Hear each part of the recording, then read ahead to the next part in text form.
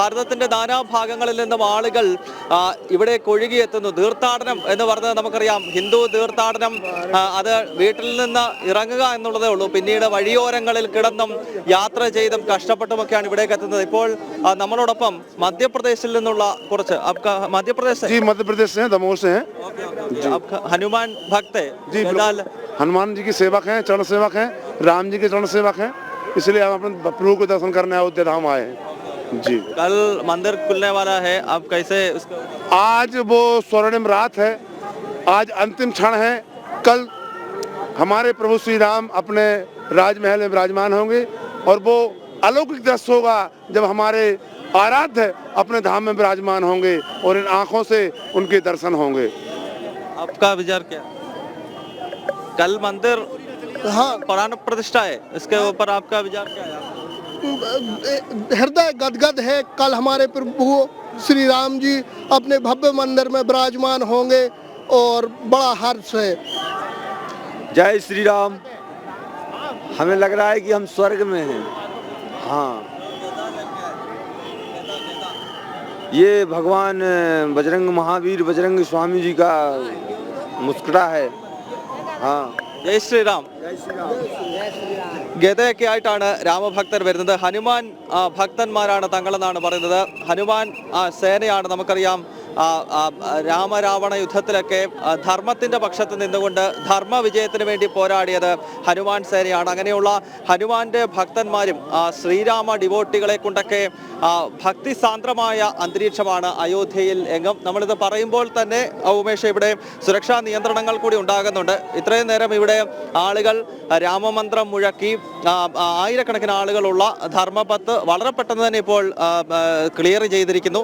നമുക്ക് മനസ്സിലാക്കാൻ സാധിക്കുന്നത് ചില VIP മൂവ്മെന്റ് ഈ സമയത്ത് ഇതുവഴി ഉണ്ട് എന്നാണ് മനസ്സിലാക്കാൻ കഴിയുന്നത്. അതിനാൽ ഇപ്പോൾ ഈ ലതാ മങ്കേഷ്കർ ചൗക്കിന്റെ ഒരു വശത്തേക്ക് മുഴുവൻ ആളുകളെയും മാറ്റിക്കൊണ്ടുള്ള ഒരു VIP മൂവ്മെന്റ് ഇവിടെ നടക്കുന്നു. ഒരുപക്ഷെ ഉത്തർപ്രദേശ് മുഖ്യമന്ത്രി യോഗി ആദിത്യനാഥ്, അതല്ലെങ്കിൽ അത്തരത്തിൽ ഭരണഘടനാ പദവി വഹിക്കുന്ന പലരും ഇന്നിപ്പോൾ ഈ വഴികളിലൂടെ തുടർച്ചയായി യാത്ര ചെയ്തുകൊണ്ടിരിക്കുകയാണ്. ഇനിയും കുറച്ച് സമയം മാത്രമാണ് ഈ പ്രാണപ്രതിഷ്ഠയ്ക്കുള്ളത്. അതിനാൽ അവസാനഘട്ട ഒരുക്കങ്ങൾ പരിശോധിക്കുന്നതിനായി യോഗി ആദിത്യനാഥ് ഇന്ന് മുഴുവൻ സമയവും അയോധ്യയിൽ തന്നെ ഉണ്ടായിരുന്നു. കൂടാതെ ഇപ്പോൾ RSS സർസംഘചാലക് ഡോക്ടർ മോഹൻ ഭാഗവത് കൂടി അയോധ്യയുടെ മണ്ണിലേക്ക് എത്തിയിരിക്കുന്നു. നാളത്തെ പ്രാണപ്രതിഷ്ഠാ ചടങ്ങിലെ ഏറ്റവും പ്രധാനപ്പെട്ട വിശിഷ്ട വ്യക്തിത്വങ്ങളിൽ ഒന്ന് രാഷ്ട്രീയ സ്വയംസേവക സംഘത്തിന്റെ സർസംഘചാലകമായിട്ടുള്ള ഡോക്ടർ മോഹൻ ഭാഗവതാണ്. അദ്ദേഹം ഉൾപ്പെടെയുള്ള പ്രമുഖ വ്യക്തിത്വങ്ങൾ ഇപ്പോൾ അയോധ്യയിലേക്ക് എത്തി തുടങ്ങിയിരിക്കുകയാണ്. ഉമേഷ്, ചോദ്യം കൂടി. കഴിഞ്ഞ 10 ദിവസമായി അയോധ്യയിൽ ഉണ്ട് ഗൗതം.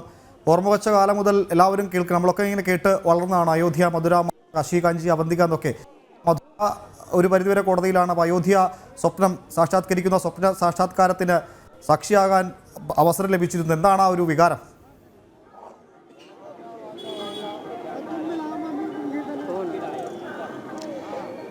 ഉമേഷ്, വളരെ അഭിമാനത്തോടു കൂടിയാണ് പ്രത്യേകിച്ച് ജനം ടീമിന്റെ ഭാഗമായിട്ട് അയോധ്യയിൽ നിൽക്കുന്നത്. കാരണം ദക്ഷിണ ഭാരതത്തിൽ മറ്റൊരു മാധ്യമ സ്ഥാപനവും അയോധ്യയ്ക്ക് ഇത്രത്തോളം പരിഗണന നൽകിയിട്ടില്ല എന്ന് പൂർണ്ണ ആത്മവിശ്വാസത്തോടുകൂടി നമുക്ക് പറയാൻ സാധിക്കും.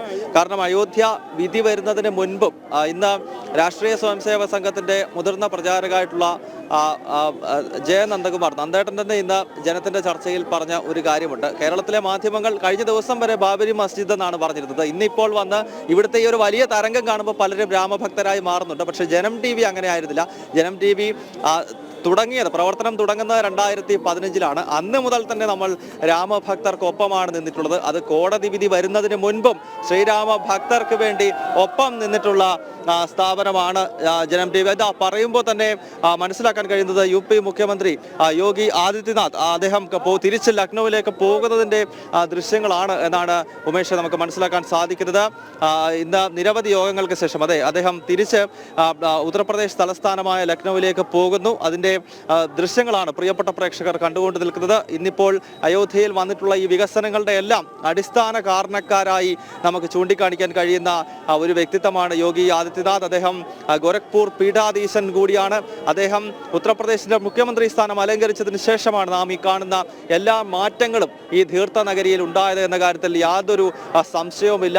അത് ഈ അയോധ്യയ്ക്ക് മാത്രമല്ല, വാരണാസി പോലെയുള്ള മധുര പോലെയുള്ള മറ്റ് തീർത്ഥാടന കേന്ദ്രങ്ങൾക്കെല്ലാം വലിയ പരിഗണനയാണ് ഗോരഖ്പൂർ പീഠാധീശൻ കൂടിയായ യോഗി ആദിത്യനാഥ് നൽകുന്നത്. അദ്ദേഹം ഇന്നിപ്പോൾ അയോധ്യയിലെത്തി എല്ലാ സാഹചര്യങ്ങളും അന്തിമഘട്ടത്തിൽ വിലയിരുത്തിയ ശേഷം ഇപ്പോൾ ലക്നൌവിലേക്ക് തിരിച്ചു മടങ്ങുന്നതിന്റെ ദൃശ്യമാണ്. നാളെ വളരെ കാലത്ത് തന്നെ അദ്ദേഹം ഒരുപക്ഷെ തിരിച്ച് അയോധ്യയിലേക്ക് എത്തേണ്ടതുണ്ട്. നാളെ ക്ഷേത്രത്തിനകത്ത് നടക്കുന്ന പ്രാണപ്രതിഷ്ഠാ ചടങ്ങിൽ ഏറ്റവും വിശിഷ്ട വ്യക്തികളിൽ ഒരാൾ ഉത്തർപ്രദേശിന്റെ മുഖ്യമന്ത്രിയായിട്ടുള്ള ആദരണീയനായ യോഗി ആദിത്യനാഥാണ്. അദ്ദേഹം ഇപ്പോൾ ഇന്നത്തെ അവലോകന യോഗത്തിന് ശേഷം ഉത്തർപ്രദേശിന്റെ ക്യാപിറ്റൽ സിറ്റി ആയിട്ടുള്ള ലക്നൌവിലേക്ക് പോകുന്നതിന്റെ ദൃശ്യങ്ങളാണ് പ്രിയപ്പെട്ട പ്രേക്ഷകർ അയോധ്യയിലെ ധർമ്മപത്തിൽ നിന്നും കണ്ടത്.